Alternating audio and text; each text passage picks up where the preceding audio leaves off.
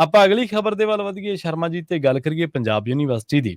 Punjab university ਦੇ ਮਾਮਲੇ ਦੇ ਵਿੱਚ ਜਿਹੜੀ ਖਬਰ ਆ ਰਹੀ ਹੈ ਉਹ ਕੋਈ ਬਹੁਤੀ ਚੰਗੀ ਨਹੀਂ, ਕਿਉਂਕਿ ਤੁਸੀਂ ਆਪਾਂ ਲੰਘੇ ਪ੍ਰੋਗਰਾਮ ਦੇ ਵਿੱਚ ਜ਼ਿਕਰ ਕੀਤਾ ਸੀਗਾ ਆਕਾਸ਼ਵਾਣੀ ਦਾ, ਜਿੱਥੋਂ ਪੰਜਾਬੀ ਨੂੰ ਬੇਦਾਵਾ ਕੀਤਾ ਗਿਆ, ਤੇ ਹੁਣ ਪੰਜਾਬ ਯੂਨੀਵਰਸਿਟੀ ਦੇ ਵਿੱਚੋਂ ਵੀ ਇਹ ਖਬਰ ਆ ਰਹੀ ਹੈ ਕਿ ਇਹਨੇ ਵੀ ਪੰਜਾਬੀ ਮਾਂ ਬੋਲੀ ਨੂੰ ਬੇਦਾਵਾ ਦੇ ਦਿੱਤਾ। ਕੀ ਇਹ ਸੱਚ ਹੈ? ਜੀ ਪੰਜਾਬ ਯੂਨੀਵਰਸਿਟੀ ਨੂੰ ਕੇਂਦਰੀ ਯੂਨੀਵਰਸਿਟੀ ਬਣਾਉਣ ਦੀ ਕਵਾਇਦ ਲੰਮੇ ਸਮੇਂ ਤੋਂ ਜਾਰੀ ਹੈ ਜੀ, ਤੇ ਕੇਂਦਰ ਦੇ ਹਵਾਲੇ ਕਰਨ ਦੇ ਤਹਿਤ ਹੀ ਇਸ ਦੇ ਵਿੱਚੋਂ ਪੰਜਾਬ ਨੂੰ, ਪੰਜਾਬੀ ਨੂੰ ਬਾਹਰ ਕੀਤਾ ਜਾ ਰਿਹਾ। ਇਹ ਅੱਜ ਦਾ ਵਰਤਾਰਾ ਨਹੀਂ ਹੈ, ਇਹ ਲੰਮੇ ਸਮੇਂ ਤੋਂ ਇਹਦੀ ਖੇਡ ਜਾਰੀ ਰਹੀ ਹੈ। ਜਿਸ ਕਦਰ ਉਹਨਾਂ ਨੇ ਸੰਘ ਵਾਲੇ ਬੰਦੇ ਨੂੰ ਲਿਆ ਕੇ ਉੱਥੇ ਮਤਲਬ ਕਿ ਉੱਪਰ ਉਹ ਬਣਾਇਆ ਸੀਗਾ, ਹੈ ਨਾ, ਵਾਈਸ ਚਾਂਸਲਰ, ਤੇ ਉਹ ਤੋਂ ਬਾਅਦ ਉੱਥੇ ਉਹ ਰੰਗ ਢੰਗ ਉਹ ਦੇਖਣ ਨੂੰ ਮਿਲੇ, ਹੈ ਨਾ, ਉਹ ਵਰਤਾਰਾ ਦੇਖਣ ਨੂੰ ਮਿਲਿਆ। ਪੰਜਾਬ ਦੇ ਜਵਾਕਾਂ ਨੂੰ ਐਡਮਿਸ਼ਨ ਮਿਲਣੀ ਔਖੀ ਹੈ ਤੇ ਕ੍ਰਾਈਟੇਰੀਆ ਇਹੋ ਜਿਹਾ ਬਣਾਇਆ ਜਾ ਰਿਹਾ ਕਿ ਹੋਰ ਸੂਬਿਆਂ ਤੋਂ ਜਿੰਨੇ ਮਰਜ਼ੀ ਭਰਤੀ ਕਰ ਲਓ। ਇਹ ਯੂਨੀਵਰਸਿਟੀ ਕੈਂਪਸ ਦੀ ਸਥਿਤੀ ਹੈ, ਪਰ ਪੰਜਾਬ ਯੂਨੀਵਰਸਿਟੀ ਉਹ ਯੂਨੀਵਰਸਿਟੀ ਹੈ ਜਿਹਦੇ ਨਾਲ 200 ਤੋਂ ਵੱਧ ਕਾਲਜ ਪੰਜਾਬ ਦੇ ਜੁੜੇ ਨੇ। ਤੇ ਹੁਣ ਤੁਸੀਂ ਕਹਿੰਦੇ ਹੋ ਕਿ ਭਾਈ ਜੇ ਤੁਸੀਂ ਗ੍ਰੈਜੂਏਸ਼ਨ ਤੱਕ ਦੀ ਪੜ੍ਹਾਈ ਕਰਨੀ ਹੈ ਤਾਂ ਉਹ 'ਚ ਹੁਣ ਪੰਜਾਬੀ ਲਾਜ਼ਮੀ ਵਿਸ਼ਾ ਨਹੀਂ। ਇਹ ਸੈਨੇਟ ਨੇ ਪਾਸ ਕਰਤਾ ਜੀ, ਪੰਜਾਬ ਯੂਨੀਵਰਸਿਟੀ ਦੇ ਸੈਨੇਟ ਨੇ ਪਾਸ ਕਰਤਾ, ਜਦੋਂ ਕਿ ਪੰਜਾਬੀ ਵਿਭਾਗ ਦੇ ਮਤੇ ਦੇ ਉਲਟ ਜਾ ਕੇ ਪੰਜਾਬੀ ਵਿਭਾਗ ਦੇ ਮਤੇ ਦੇ ਉਲਟ ਜਾ ਕੇ ਤੁਸੀਂ ਉਹਨਾਂ ਦੇ ਫੈਸਲੇ ਦੇ ਉਲਟ ਜਾ ਕੇ ਸੈਨੇਟ ਨੇ ਧੱਕੇ ਨਾਲ ਇਸ ਨੂੰ ਪ੍ਰਵਾਨ ਕਰਤਾ ਕਿ ਹਾਂ ਜੀ ਪੰਜਾਬ ਯੂਨੀਵਰਸਿਟੀ ਦੇ ਅਧੀਨ ਜਿੰਨੇ ਵੀ ਕਾਲਜ ਆਉਂਦੇ ਨੇ ਉਹਨਾਂ 'ਚ ਵੀ ਇਹ ਨਿਯਮ ਲਾਗੂ ਹੈ, ਪੰਜਾਬ ਯੂਨੀਵਰਸਿਟੀ ਦੇ ਕੈਂਪਸ 'ਚ ਵੀ ਲਾਗੂ ਹੈ। ਠੀਕ ਹੈ ਕਿ ਹੁਣ ਜਿੰਨੇ ਵੀ ਇਹਨਾਂ ਦੇ ਗ੍ਰੈਜੂਏਸ਼ਨ ਦੇ ਕੋਰਸ ਹੋਣਗੇ ਉਹਨਾਂ 'ਚ ਹੁਣ ਪੰਜਾਬੀ ਲਾਜ਼ਮੀ ਵਿਸ਼ਾ ਨਹੀਂ ਹੈ ਜੀ। ਤੇ ਇਹ ਫੈਸਲਾ ਲੈਣ ਦਾ ਮਤਲਬ ਸਿੱਧਾ ਸਿੱਧਾ ਕਿ ਪੰਜਾਬ ਯੂਨੀਵਰਸਿਟੀ ਤਾਂ ਅਸੀਂ ਕਹਿ ਰਹੇ ਨਹੀਂ ਸੀ ਕਿ ਇੱਥੋਂ ਤਾਂ ਪੰਜਾਬੀ ਨੂੰ ਬਾਹਰ ਕੀਤਾ ਜਾ ਰਿਹਾ, ਚੰਡੀਗੜ੍ਹ ਦੀ ਅਸੀਂ ਗੱਲੇ ਕਰ ਰਹੇ ਹਾਂ ਕਿ ਚੰਡੀਗੜ੍ਹ 'ਚੋਂ ਪੰਜਾਬੀ ਨੂੰ ਬਾਹਰ ਕੀਤਾ ਜਾ ਰਿਹਾ ਹੈ, ਇੱਥੋਂ ਦੇ ਆਕਾਸ਼ਵਾਣੀ ਰੇਡੀਓ 'ਚੋਂ ਬਾਹਰ ਕੀਤਾ ਜਾ ਰਿਹਾ, ਪਰ ਇਹ ਸਾਜ਼ਿਸ਼ ਨਾਲ ਤਾਂ ਪੰਜਾਬ ਦੇ ਕਾਲਜਾਂ ਨੂੰ ਵੀ ਪੰਜਾਬੀ ਨੂੰ ਬਾਹਰ ਕਰਤਾ। ਚਾਹੇ ਉਹ ਲੁਧਿਆਣਾ ਹੋਵੇ, ਚਾਹੇ ਉਹ ਅਬੋਹਰ ਹੋਵੇ, ਚਾਹੇ ਉਹ ਗੜ੍ਹਸ਼ੰਕਰ ਵਾਲੀ ਬੈਲਟ ਹੋਵੇ, ਚਾਹੇ ਹੁਸ਼ਿਆਰਪੁਰ ਵਾਲੀ, ਜਿੱਥੇ ਜਿੱਥੇ ਇਹਦੇ ਅਧੀਨ ਕਾਲਜ ਆਉਂਦੇ ਨੇ ਜਿੰਨੇ ਵੀ, ਉਹਨਾਂ ਸਾਰਿਆਂ ਨੂੰ ਤੁਸੀਂ ਬਾਹਰ ਕਰ ਰਹੇ ਹੋ, ਇਹਦਾ ਮਤਲਬ।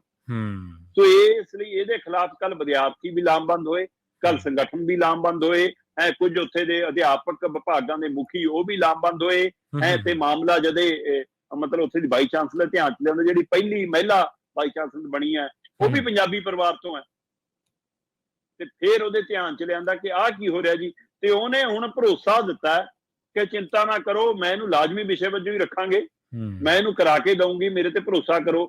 ਪਰ ਸਵਾਲ ਇਹ ਹੈ ਕਿ ਛੇੜਖਾਨੀਆਂ ਹੁੰਦੀਆਂ ਕਿਉਂ ਨੇ? ਫਿਰ ਇਹ ਕਰਦਾ ਕੌਣ ਹੈ? ਇਹਦੇ ਪਿੱਛੇ ਕੌਣ ਲੱਗਿਆ ਕਿ ਹਾਂ ਚੰਡੀਗੜ੍ਹ ਦੇ ਦੂਰਦਰਸ਼ਨ ਚੋਂ ਵੀ ਪੰਜਾਬੀ ਬਾਹਰ ਕਰ ਦੋ, ਚੰਡੀਗੜ੍ਹ ਦੇ ਆਕਾਸ਼ਵਾਣੀ ਕੇਂਦਰ ਚੋਂ ਵੀ ਪੰਜਾਬੀ ਬਾਹਰ ਕਰ ਦੋ, ਚੰਡੀਗੜ੍ਹ ਦੀ ਅਧਿਕਾਰਤ ਭਾਸ਼ਾ ਵਜੋਂ ਵੀ ਪੰਜਾਬੀ ਨੂੰ ਲਾਂਭੇ ਕਰ ਦੋ, ਇੱਥੋਂ ਬੋਰਡ ਤਖਤੀਆਂ ਤੋਂ ਵੀ ਪੰਜਾਬੀ ਹਟਾ ਦੋ, ਹਿੰਦੀ ਤੇ ਅੰਗਰੇਜ਼ੀ ਦਾ ਗਲਬਾ ਕਰਾ ਦੋ। ਇਹ ਸਾਰਾ ਕੁਝ ਕੌਣ ਖੇਡ ਕਰਾ ਰਿਹਾ ਤੇ ਅੱਜ ਇਸ ਕਦਰ ਤੱਕ ਆ ਗਏ? ਸੋ ਇਸ ਲਈ ਇਹ ਇੱਕ ਵੱਡਾ ਪੰਜਾਬੀ ਭਾਸ਼ਾ ਦੇ ਨਾਲ, ਪੰਜਾਬ ਯੂਨੀਵਰਸਿਟੀ ਦੇ ਨਾਲ, ਪੰਜਾਬੀ ਲੋਕਾਂ ਦੇ ਨਾਲ, ਸੂਬੇ ਦੇ ਨਾਲ ਕੇਂਦਰ ਦੇ ਵਿਤਕਰੇ ਦੀ ਪ੍ਰਤੀਕ ਹੈ। ਬਾਰ-ਬਾਰ ਹਮਲੇ ਹੁੰਦੇ ਆ, ਇੱਕ ਵਾਰ ਨਹੀਂ ਹੁੰਦਾ, ਸਮਾਂ ਸਮਾਂ ਪਾ ਕੇ ਪੜਾਦਰ ਪੜਾ ਹਮਲੇ ਹੁੰਦੇ ਆ। ਤੇ ਅਸੀਂ ਬੋਲਾਂਗੇ ਅੱਜ ਪ੍ਰਵੀਨ ਜੀ, ਕੱਲ ਨੂੰ ਚਾਰ ਸੰਗਠਨ ਬੈਨਰ ਲਾ ਕੇ ਖੜ ਜਾਣਗੇ, ਕਿਤੇ ਪ੍ਰਦਰਸ਼ਨ ਹੋ ਜਾਊਗਾ, ਜਾਂ ਨੂੰ ਅਗਲਾ ਮੋਰਚਾ ਆ ਜਾਣਾ, ਜਾਂ ਨੂੰ ਅਗਲਾ ਹਮਲਾ ਆ ਜਾਣਾ, ਫਿਰ ਉਹਦੀ ਲੜਾਈ ਆ ਜੋ ਪਿਛਲੀ ਲੜਾਈ ਭੁੱਲ ਜਾਵਾਂਗੇ। ਸੋ ਇਸ ਲਈ ਲੜਾਈ, ਕਿੰਨੀਆਂ ਲੜਾਈਆਂ ਛੇੜ ਦਿੱਤੀਆਂ ਜਾਂਦੀਆਂ ਕਿ ਤਾਂ ਕਿ ਬੰਦਾ ਕਿਹੜੇ ਪਾਸੇ ਨੂੰ ਮੂੰਹ ਕਰੇ।